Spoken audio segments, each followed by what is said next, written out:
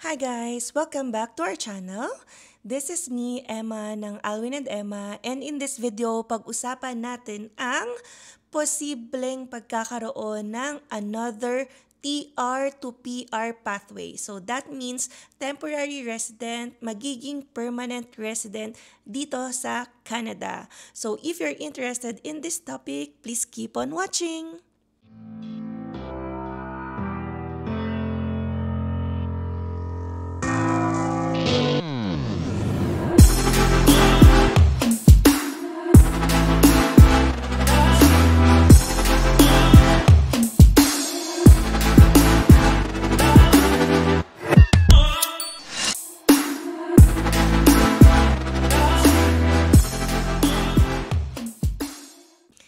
So yes guys, it's me again, Emma, and yun nga pala no, sa previous vlog ko, sabi namin dito sa Calgary, walang signs na mag-i-snow in the coming days or weeks, pero mukhang nabati natin siya kasi kahapon ay nagkaroon ng snow. So hindi naman siya very heavy snow, light snow lang siya and naglast lang siya ng ilang oras. Kaya naman, hindi naman puting-puti yung paligid natin.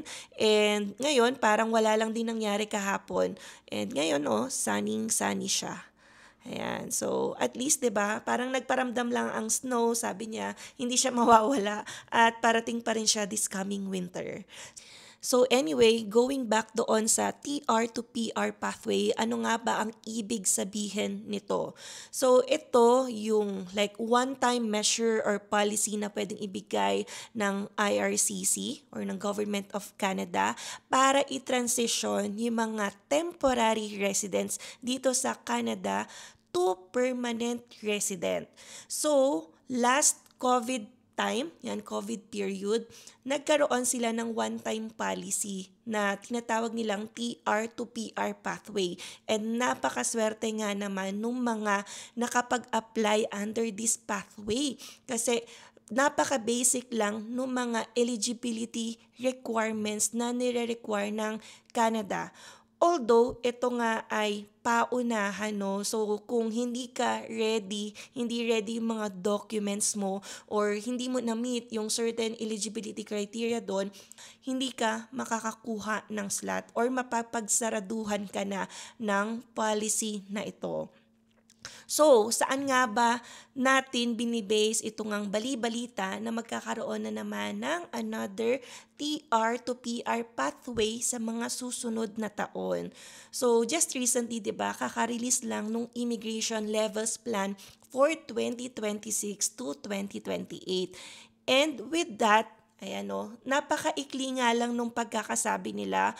So, wala pang masyadong details pero nagpahapyaw na ang IRCC. So sabi dito na mag-roll out na naman sila ng one-time measure to accelerate yung transition ng up to 33,000 na work permit holders to permanent resident ngayong 2026 and 2027. So this coming 2 years na yan, no? Kaya dapat kahit na pahapyaw pa lang tong sinasabi ng IRCC, dapat nagre-ready na kayo in case na-feel nyo na may chance kayo under this one-time measure. Yan, from the looks of it, no, dapat holder ka ng work permit dito. Pero yun nga, walang masyadong details. So, ang sinabi lang dito ay dapat yung mga workers na ito ay nakapag-build na ng strong ties sa community nila. So kaya marami tayong nare-research, may mga consultants na rin na nagsasabi na mostly daw ang mabe-benefitan ng one-time measure na to this time is yung mga nasa rural area. Pero yun nga guys, no, yun pa lang yung mga sinasabi nila based on their interpretation based dito sa one paragraph announcement ng IRCC. So aside from that, you should be contributing to economy. So how are you contributing to economy? So wala pa tayong criteria about it. And pangatlong sinabi dito, you should be paying taxes. So ibig sabihin, hindi ka very new dito sa Canada. Dapat at least nakapagbayad ka na ng buwis dito sa Canada, and you should be living as future Canadians. So yun guys, no, napaka-broad nung pagkaka-state nila sino yung pwedeng mag-qualify under this one-time measure. I guess napakaraming excited na mapabilang dito sa TR to PR pathway na to, kasi nga naman syempre tina-term siya na TR to PR pathway kasi nga 33,000 workers yung may work permit. So, yung mga may work permit kasi dito, syempre, you are treated as a temporary resident. And you will be transitioned to a permanent resident once maging qualified ka under this one-time measure or policy. So, syempre, tayo din napaisip, magiging similar kaya siya sa TR to PR pathway previously during pandemic days? Kasi nung 2021, nagkaroon din ng ganitong measure yung Canada. Actually, yung bilang pa nga doon ng eligible for TR to PR pathway ay napakarami. So, nag-dedicate sila ng sobrang daming slots.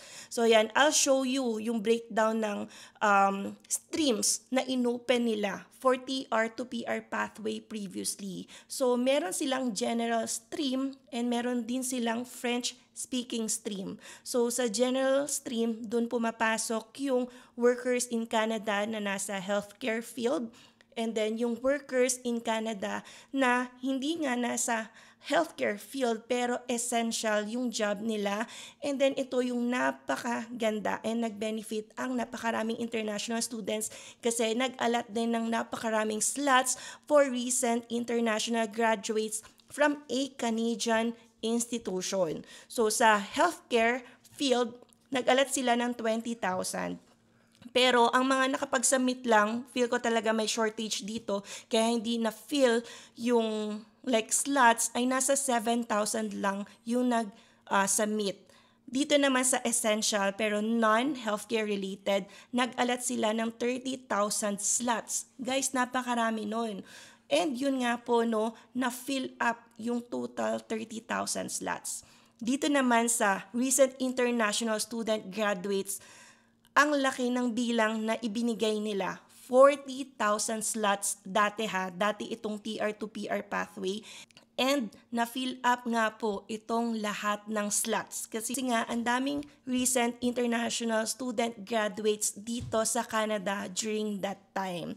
So sa French-speaking naman, ang ganda rin nung slots na binigay nila. So feel ko talaga ang daming edge kapag meron kang knowledge sa French language kasi unlimited yung slots na ibinibigay sa'yo whether sa healthcare, non-healthcare but essential jobs, and then yung mga recent international graduates na French speaking.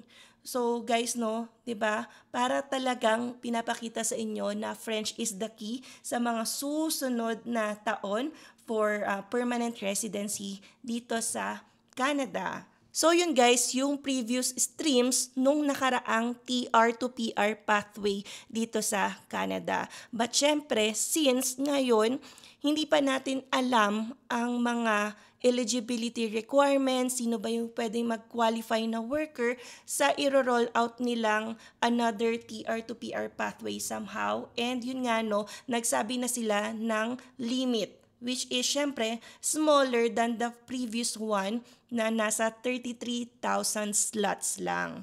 So, yan, napaisip rin tayo, ano ba yung mga kakulangan pa na details sa ngayon. So, syempre sa ngayon, hindi pa natin alam ano yung mga tier na pwedeng mag-qualify. So, dapat pa itong work permit holder na to nagtatrabaho in a certain tier. Dapat ba tier 0, 1, or 2 lang sila, or pwede ring 4 and 5. So, yun ang dapat nating abangan kasi it can be as general as possible, or pwede ring ilimit lang nila up to like 2 tiers, 0 and 1. So, yun ang something na dapat natin i-watch out. And then, another thing na hindi pa tayo sure, will the worker na mag-apply under this one-time measure ay dapat ba nasa Canada? So it makes sense, syempre na dapat nasa Canada somehow, no? Kasi you should be paying taxes din, nagbe-benefit din yung economy ng Canada with your job. Pero syempre that one is still not clear. So wala pang rules na ibinibigay. So pangatlong bagay na hindi pa natin alam, syempre hindi pa natin alam kailan mag-open itong one-time measure na to. So first quarter ba ng 2026, sa mid ba ng 2026, or baka sa 2027 pa mag-start to? We don't know. Pero syempre, ang pinakamaganda dito ay lahat ng feel nyo kung eligible kayo ay makapaghanda na kasi pwede tong maging unahan, 'di ba? Kung hindi ready yung mga documents mo, pwedeng mawalan ka ng slots kapag nag-open na ang programang ito. And then another thing na hindi pa natin alam about this one-time measure is that ano ba yung mga magiging requirements. So last time kasi sa TR to PR pathway, napaka-basic lang nung mga eligibility requirements. So ito, babasahin ko yung requirements nila sa international graduates last time ha. Ito yung last time. So they should be in Canada, they should have valid status in Canada. So dapat hindi expired ang kanilang mga permits and dapat may plan sila to live outside Quebec. And then the next one, they should meet or exceed the language requirements. So when I check, ano ba yung level na dapat mo ma-meet para ma-qualify ka under this TR to PR pathway previously. So yung level ng language mo must be at least level 5. So yan no, pwedeng kasing maulit yung ganitong klaseng requirements. So dapat at least ready tayo when the day comes or when the time comes na mag-open yung another TR to PR pathway. And then another requirement sa mga international students noon ay dapat currently employed sila. So, hindi sila dapat jobless or hindi dapat laid off. Yan para makapag-qualify under this program. And syempre, since requirement to for international graduates ng Canadian institution, dapat may proof nila na graduate talaga sila ng isang designated learning institution sa Canada. And ito, humahabol pang last requirement is that hindi sila dapat refugee claimant ng Canada. So kung maalala nyo yung mga previous news, no, ang daming international students na nagkiklaim for asylum. Syempre, para lang din maging permanent resident dito sa Canada. So, in this TR to PR pathway, dati, noong 2021, isa sa eligibility requirement doon para makapagpasa ka ay dapat wala kang asylum claim dito sa Canada. So yun guys, no, yung eligibility requirements before, at least mabigyan lang din tayo ng idea para makapag-prepare tayo ng mabuti. Yan, lalo na sa mga friends ko, sa mga kilala natin dyan, na syempre, yung goal talaga ay maging permanent resident dito in the coming year. So pwedeng-pwede ito para sa inyo, pero syempre, it pays to be ready. So guys, nakapag-ready na ba kayo ng language test nyo? So maganda guys, no, if ever level 4 yung nakuha nyo sa language score nyo, so you still have time yan para ma-improve yung score nyo kasi dito sa previous TR to PR pathway, especially for international students na graduate, ang ibinigay nilang level requirement ay nasa level 5. So, yan, kung nagbabalak kayo, at least be ready, no? There's still a chance. So, pwede nang mag-book, I guess, no? Kapag ready na kayong mag-take ulit ng another language exam. So, yung sa experience namin, nag-take kami ng CELPIP and nasa $300 yung nagastos namin for the language exam. So another thing na hindi pa natin alam, yan, kung ano ba yung gagawing requirements ng Canada in terms of work experience. So iisipin mo, will 6 months work experience be okay kapag mag-apply ka under this pathway? Or baka i-require ng Canada na at least 1 year or 1,560 hours. So, until now, wala pang nai-release. Pero, syempre, ang focus natin ay mag-gain ng reasonable amount ng Canadian experience para at least kung mag-require sila ng minimum, ma-meet mo rin yon agad. And then ito, another thing na hindi pa natin alam. So, ito bang one-time measure na TR to PR pathway ng 33,000 work permit holders na to ay magiging first come, first served basis? So, ibig sabihin ba dapat mag-unahan sa slots? Or para rin itong, for example, dito sa Alberta kasi meron kaming expression of interest system. So, sa EOI system na yun, parang federal CRS din siya, pataasan ng score. At least hindi ka magmamadaling magpasa. If ever sobrang taas ng score mo, kahit medyo malate ka ng pagpasa, ay mas may chance ka compared sa mga nauna. So, yun din yung abangan natin. So, unahan ba siya? Ibig sabihin, baka yung website na naman ito, pag mag-open yung measure na to, pwedeng mag-lag or maging down ang system na to. So, based din sa experience natin sa AOS and sa mga caregiver na pathway, di ba? Doon nagbe-breakdown yung system ng IRCC. So, we'll see. Kasi ang dami ding applications na tatanggapin dito, 33,000. So, hopefully, maging maayos yung sistema nila ng pagtanggap ng applications. And finally, in this temporary measure, hindi pa natin alam kung yung mga work permit holders lang ba sa rural areas ang makakapag-benefit dito sa temporary measure na to or pwede rin sa ibang lugar. Or kung rural areas nga lang, meron ba silang specific list para makita natin kung sino yung magiging qualified or eligible.